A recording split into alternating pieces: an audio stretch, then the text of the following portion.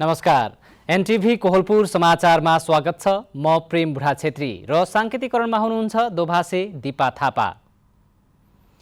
स्थानीय तहको निर्वाचनमा भोट खसाल्न अब 5 दिन बाँकी छ। मौन अवधि सुरु हुने समय नजिकैसँगै उम्मेद्वारहरूले दौडधुप तीव्र बनाएका छन्। सभा, गोष्ठी तथा र्याली सहित घर दैलोले प्राथमिकता पाएको छ। निर्वाचन आयोगले आचार संहिता पालनामा ताकेता गरे पनि उल्लङ्घनका घटनामा भने कमी आएको छैन। आजको समाचारमा निर्वाचनको प्रचार प्रसारमा भारतीय गाडी प्रयोग तर सम्बन्धित निकाय मौन बसेको विषय, त्यसबाहेक आजबाट निर्वाचनमा खटिने कर्मचारीहरू कार्यक्षेत्रमा गएका लगायत निर्वाचन गतिविधि र अन्य प्रसङ्ग पनि। तर सुरुमा प्रमुख समाचार। निर्वाचन आयोगको निरन्तर ताकेताका बीच कञ्चनपुरमा आचार संहिता उल्लङ्घनका घटना रोकिएनन्। चुनाव प्रचार प्रसारमा भारतीय गाडीको प्रयोग। पालिका निर्वाचनका लागि बाजुराका सबै मतदान केन्द्रमा कर्मचारीहरू खटिए। 112 जना मतदान अधिकृत सहित 558 जना कर्मचारीहरू कार्यक्षेत्रमा। निर्वाचनमा खटिएका सुरक्षाकर्मीको मृत्यु भए 20 लाख रुपैयाँ आर्थिक सहायता दिने सरकारको निर्णय। घाइतेको उपचार खर्च सरकारले नै बेहोर्ने। युक्रेनको मरियोपोल स्थित स्टिल कारखानामा फँसेका सबै गैर सैनिक नागरिकहरूको उद्धार। लडाईँ जारी, सैनिकहरूको सङ्ख्या भने अस्पष्ट।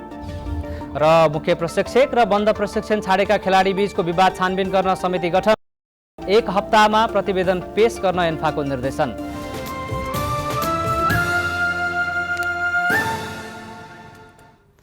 समाचार अब विस्तारमा।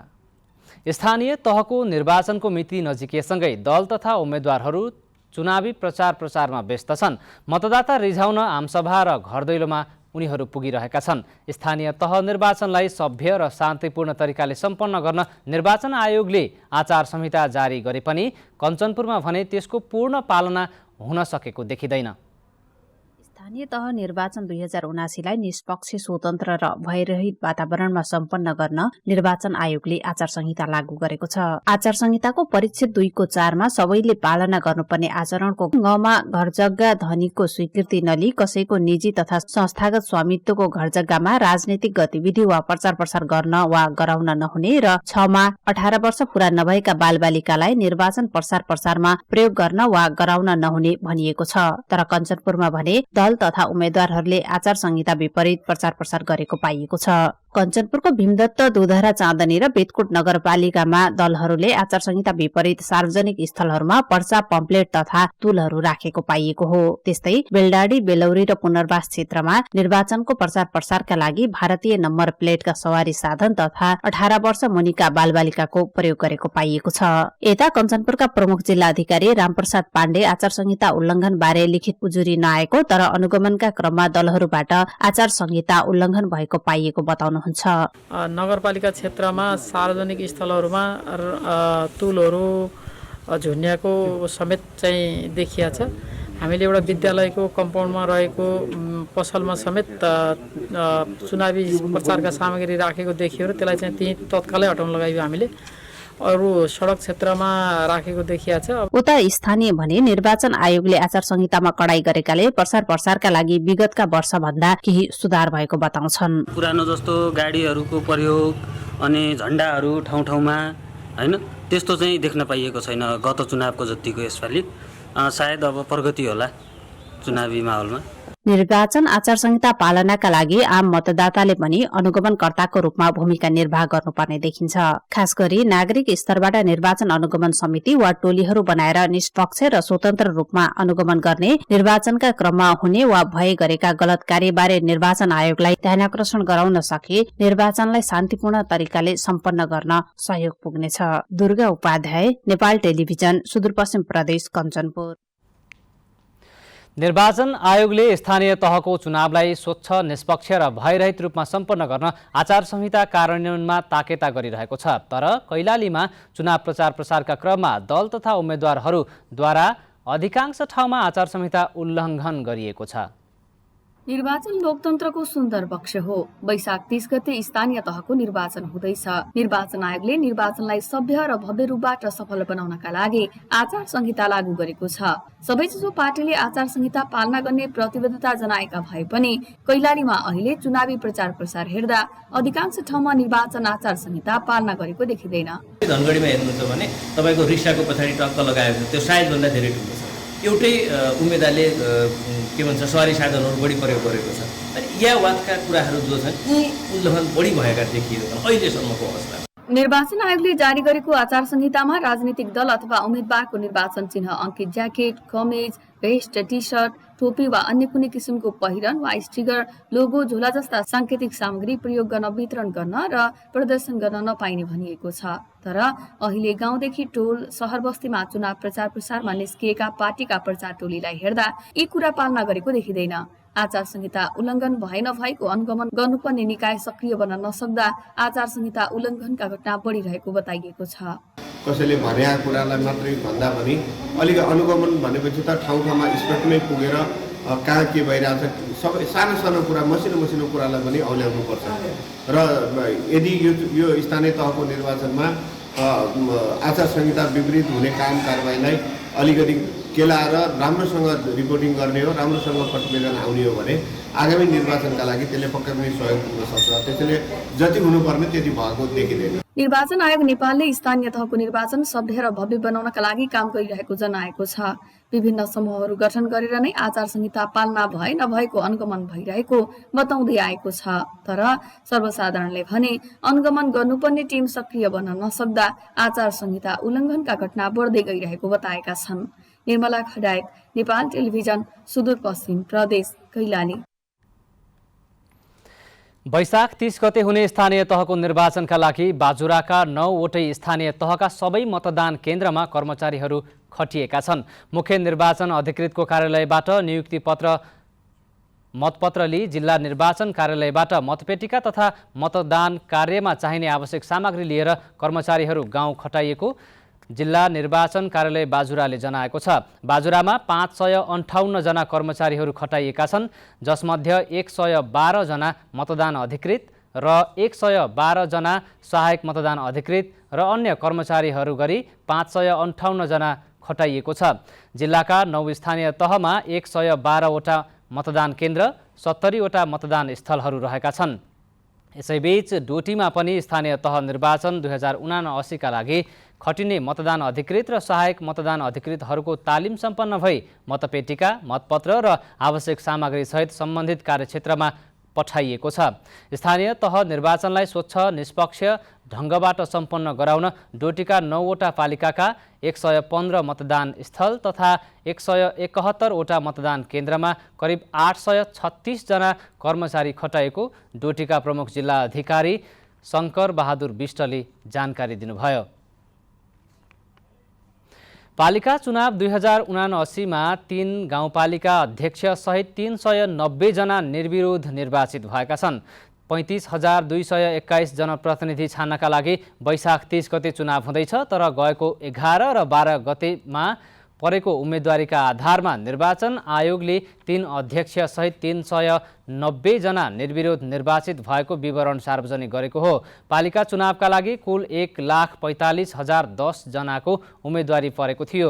आयोगका अनुसार एमालेका 138, कांग्रेसका 115, माओवादीका 59, एकीकृत समाजवादीका 35, नेमकिपाका 2, राप्रपाका 2, जसपाका 1, लोसपाका 1, राष्ट्रिय जनमुक्ति पार्टीका 1, नेकपा माओवादी समाजवादीका 1 र स्वतन्त्र 35 जना निर्विरोध निर्वाचित भएका छन्। स्थानीय तहको निर्वाचनमा मतदान गर्ने समय आउन अब 5 दिन मात्रै बाँकी छ। निर्वाचित हुने जनप्रतिनिधिसँग तपाईको अपेक्षा के छन् भनेर हामीले रोल्पाका केही नागरिकलाई सोधेका छौं। हेरौं आजको आवाजमा।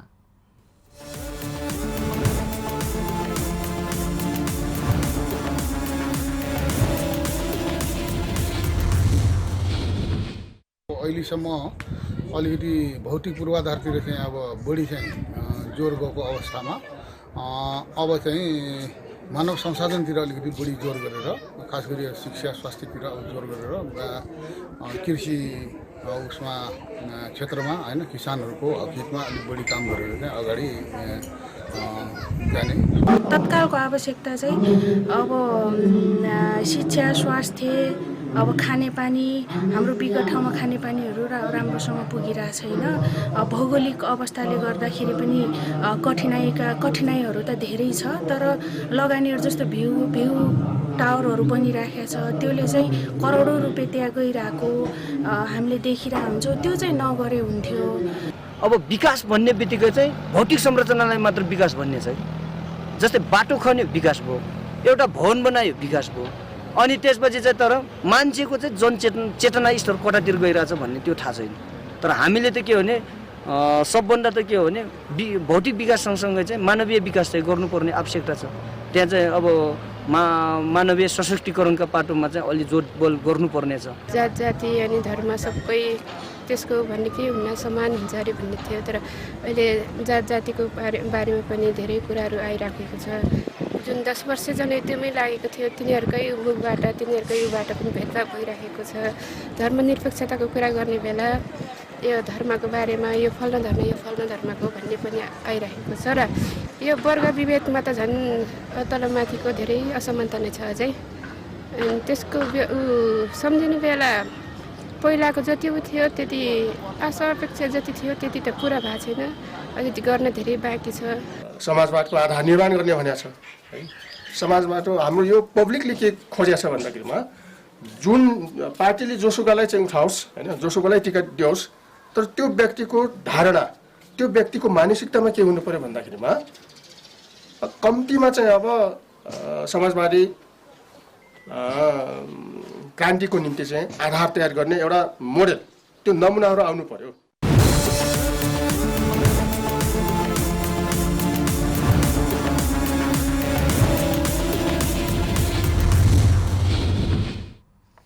समाचारको क्रम जारी नै छ, अहिलेलाई एकैछिनको विश्राम।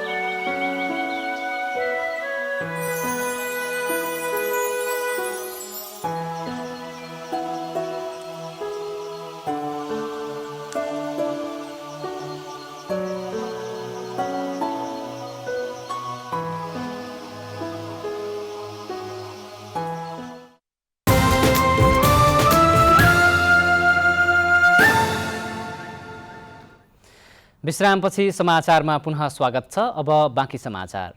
सरकारले निर्वाचनको सुरक्षामा खटिएको समयमा सुरक्षाकर्मीको मृत्यु भए परिवारलाई 20 लाख रुपैयाँ आर्थिक सहायता उपलब्ध गराउने निर्णय गरेको छ। आज बिहान बसेको मन्त्री परिषद बैठकले गृह मन्त्रालयको प्रस्तावमा निर्वाचन सुरक्षामा खटिने म्यादी प्रहरी सहितका सुरक्षाकर्मीको मृत्यु भएमा उनीहरूको आश्रित परिवारलाई 20 लाख आर्थिक सहायता उपलब्ध गराउने निर्णय गरेको हो। निर्वाचन सुरक्षामा खटिएको समयमा नेपाली सेना, नेपाल प्रहरी, सशस्त्र प्रहरी बल नेपाल, राष्ट्रिय अनुसन्धान विभाग तथा म्यादी प्रहरीको मृत्यु भएमा निजको आश्रित परिवारलाई 20 लाख रुपैयाँ आर्थिक सहायता उपलब्ध गराउने मन्त्री परिषद बैठकको निर्णयमा भनिएको छ। बैठकले निर्वाचनको क्रममा घाइते भएका सुरक्षाकर्मीको उपचारमा लागेको खर्च पनि सरकारले बेहोर्ने निर्णय गरेको छ। बैठकले हिमाली जिल्लामा खटिने म्यादी प्रहरीलाई प्रहरी जवान सरह जिल्लागत दर रेट अनुसार रासन भत्ता उपलब्ध गराउने निर्णय समेत गरेको छ। मौसमविदहरूले पालिका चुनावको दिन वैशाख 30 गते देशभर पानी पर्ने प्रक्षेपण गर्दै आवश्यक पूर्व तयारी गर्न सम्बन्धित सबैलाई सचेत गराएका छन्। बंगालको खाडीमा वैशाख 23 गतेदेखि उत्पन्न न्यूनचापीय अवस्था आज आइतबार समुद्री आँधीका रूपमा विकसित हुँदै गएको र त्यसको असर नेपालमा पनि पर्ने भएकाले आवश्यक पूर्व तयारी गर्न मौसमविदहरूले सुझाव दिएका छन्। जलवायुविद डाक्टर धर्मराज उप्रेतीले आसानी नाम दिएको यस आँधी निकै तीव्र गतिमा चलेको र यसको असर भारतको उडिसा लगायत तटीय क्षेत्रमा बढी देखिने बताउनुभयो। नेपालमा भने वैशाख 28 गतेदेखि प्रभाव देखिने उहाँले बताउनु भएको छ। वैशाख 30 गते पालिका चुनावका दिन पानी पर्ने पूर्वानुमान गरिएकै समयमा बङ्गालको खाडीमा विकसित भएको न्यूनचापीय अवस्थाका कारण विशेष गरेर नेपालका पूर्वी क्षेत्रमा वर्षा गराउने उहाँले बताउनुभयो। वैशाख 30 गते हुने स्थानीय तह निर्वाचनमा खटिने सुर्खेतका 582 मतदान अधिकृत र सहायक मतदान अधिकृतहरूलाई तालिम दिइएको छ। 2 दिनसम्म चलेको तालिममा मतदान अधिकृत र सहायक मतदान अधिकृतले गर्नुपर्ने काम, कर्तव्य, मतपेटिका राख्ने ठाउँ रुजु गर्ने तथा मतदान केन्द्र निर्माण गर्ने तरिका, कर्मचारी आचार संहिता लगायतका विषयमा तालिम दिइएको हो।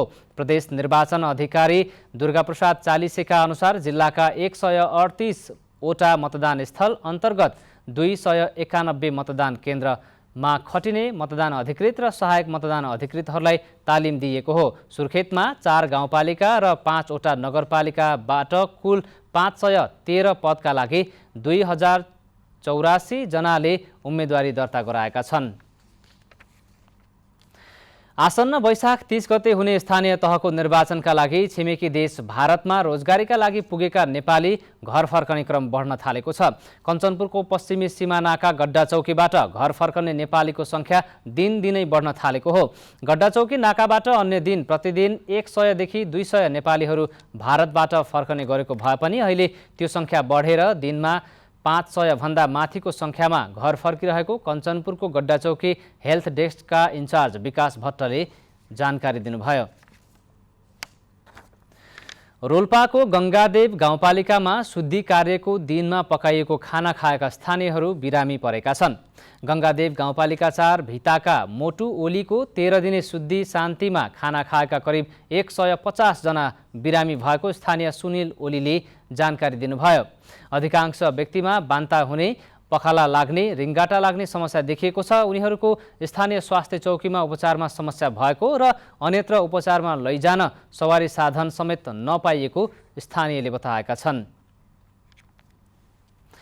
डडेलधुरा अस्पतालमा क्यान्सर पत्ता लगाउन गरिने जाँच अर्थात् हिस्टोप्याथोलोजी सेवा सुरु भएको छ।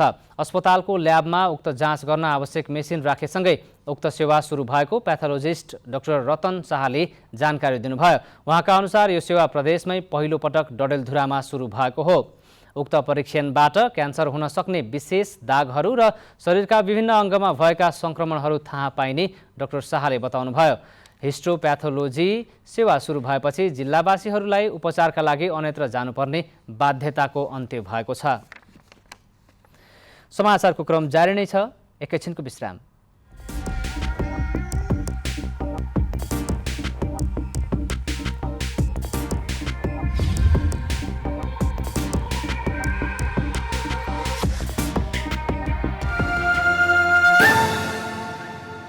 केही नयाँ, केही फरक।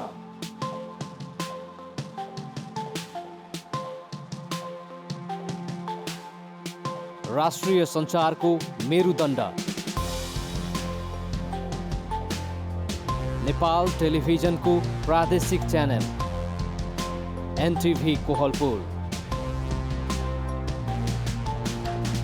पश्चिम नेपालको लुम्बिनी, कर्णाली र सुदूर पश्चिमको एकमुष्ट आवाज, सत्य समाचार, तटस्थ विचार, कार्यक्रममा मौलिकता, समावेशिता र विकासमा विस्तार। डिजिटल दुनियाँमा तपाईको विचार र भावनालाई संसारसँग जोड्दै एनटिभी कोहलपुर, सूचना, शिक्षा र मनोरञ्जनको यो यात्रा हो समृद्धिको।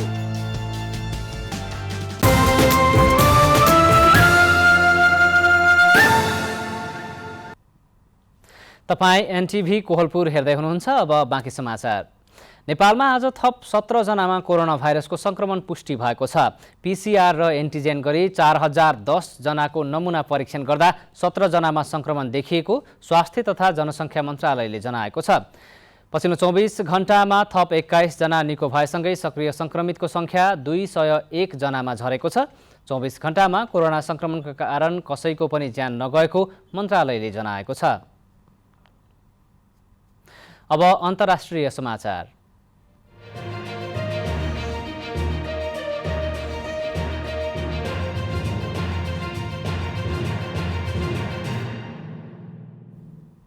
युक्रेनको मरियोपोल स्थित एजोभास्टल स्टिल कारखानामा फँसेका सबै महिला बालबालिका तथा ज्येष्ठ नागरिकहरूको उद्धार गरिएको छ। युक्रेनी उपप्रधानमन्त्री इरिना भेरेस्चुकले मरियोपोलको त्यस भागको मानवीय उद्धारको काम सकिएको बताउनु भएको छ। अन्तर्राष्ट्रिय रेडक्रस समिति ICRC लगायतको पहलमा सर्वसाधारणहरूको उद्धार गरिएको हो। मरियोपोलका अधिकांश भाग रुसी सेनाले कब्जा गरेको छ, तर सोभियतकालीन स्टिल कारखानामा आश्रय लिएका युक्रेनी सेनाको अन्तिम टुकडीले रुसी सेनाको प्रतिरोध गरिरहेको छ। सो कारखाना 10 हप्ता लामो युक्रेन युद्धमा दक्षिण क्षेत्र कब्जा गर्ने रुसी प्रयासको प्रतिरोधको बिम्ब बनेको छ। भारी बमबारीका बीच युक्रेनी फौज र सर्वसाधारण हप्तौँदेखि थोरै खानेकुरा, पानी र औषधिको साथमा त्यहाँको बङ्कर र सुरुङमा फँसेका छन्। स्टिल कारखानामा अझै कति सैनिक रहेका छन् भन्ने स्पष्ट भएको छैन। अब आर्थिक समाचार।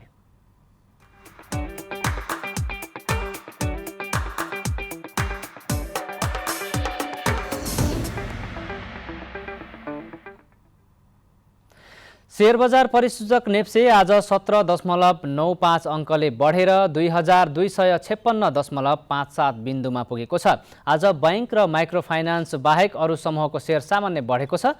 233 वटा कम्पनीका 33,41,000 किता शेयर 1,32,64,00,000 रुपियाँमा कारोबार भएको छ।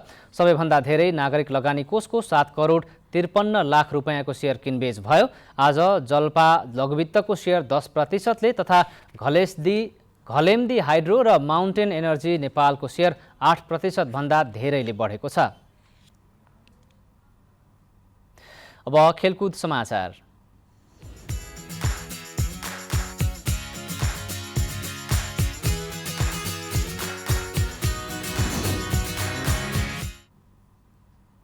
अखिल नेपाल फुटबल सङ्घ एन्फाले मुख्य प्रशिक्षक अब्दुल्लाह अलमुताइरी र बन्द प्रशिक्षण छाडेका खेलाडीहरू बीचको विवादको सत्य तथ्य पहिचान गर्न कमिटी गठन गरेको छ।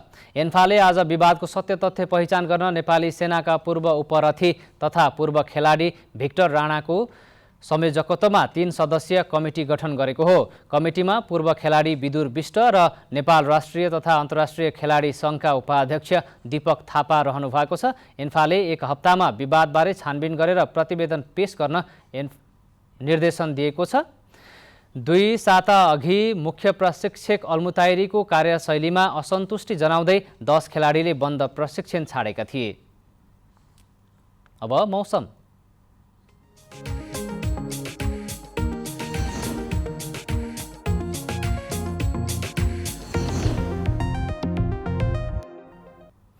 आज देशभर आंशिकदेखि सामान्य बदली रही प्रदेश नम्बर 1 का तराई भूभागका 1-2 स्थानमा हल्का वर्षा भयो। आज राति पनि देशका पहाडी भूभागमा सामान्य बदली रही बाँकी भूभागमा मौसम सामान्यतया सफा रहनेछ। प्रदेश नम्बर 1 बागमती प्रदेश र कर्णाली प्रदेशका पहाडी भूभागका 1-2 स्थानमा मेघगर्जन चट्याङसहित हल्का वर्षाको सम्भावना रहेको छ। अब मौसम सम्बन्धी थप विवरण।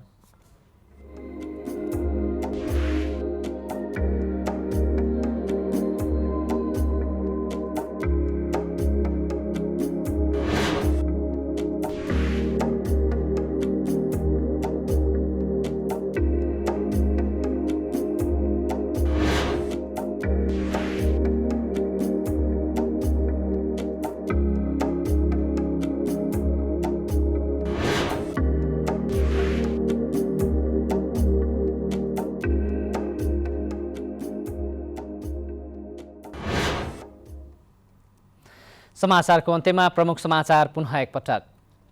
निर्वाचन आयोगको निरन्तर ताकेताका बीच कञ्चनपुरमा आचार संहिता उल्लङ्घनका घटना रोकिएनन्। चुनाव प्रचार प्रसारमा भारतीय गाडीको प्रयोग।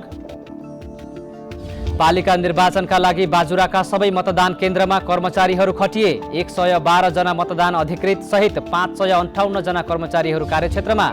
निर्वाचनमा खटिएका सुरक्षाकर्मीको मृत्यु भए 20 लाख रुपैयाँ आर्थिक सहायता दिने सरकारको निर्णय। घाइतेको उपचार खर्च सरकारले नै बेहोर्ने। युक्रेनको मरियोपोल स्थित स्टिल कारखानामा फँसेका सबै गैर सैनिक नागरिकहरूको उद्धार। लडाईँ जारी, सैनिकहरूको सङ्ख्या भने अस्पष्ट। र मुख्य प्रशिक्षक र बन्द प्रशिक्षण छाडेका खेलाडी बीचको विवाद छानबिन गर्न समिति गठन। 1 हप्तामा प्रतिवेदन पेश गर्न एन्फाको निर्देशन।